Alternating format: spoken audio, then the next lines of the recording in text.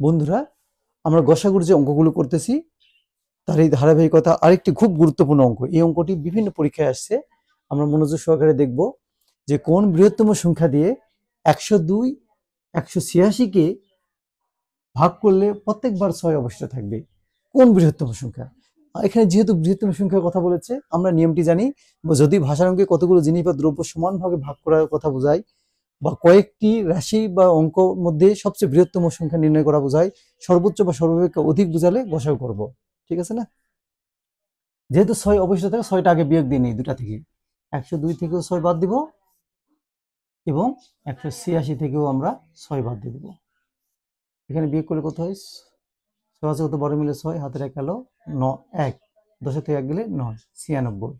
এখানে 6 মিলে 0, এখানে থাকলো 880।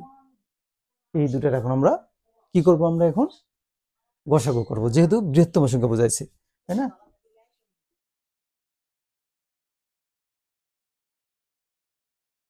ছিয়ানব্বই এবং 180 গসাগু। 2 দিয়ে দিলে কত হয়? 46। 2 দিয়ে দিলে হবে 90।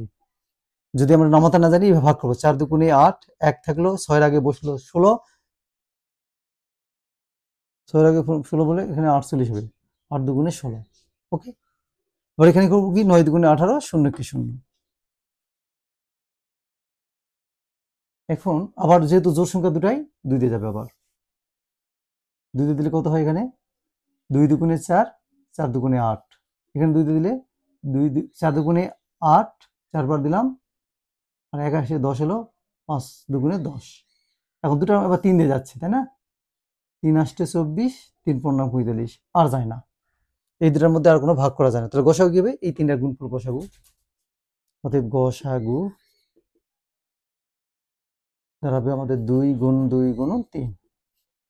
2 দুগুণে 4, 3 4 12। এই 12 দিয়ে ভাগ করলে, এই 12 বৃহত্তম সংখ্যা দিয়ে 102কে ভাগ করলে, 186কে ভাগ করলে প্রত্যেকবারে 6 অবশিষ্ট থাকবে। ঠিক আছে?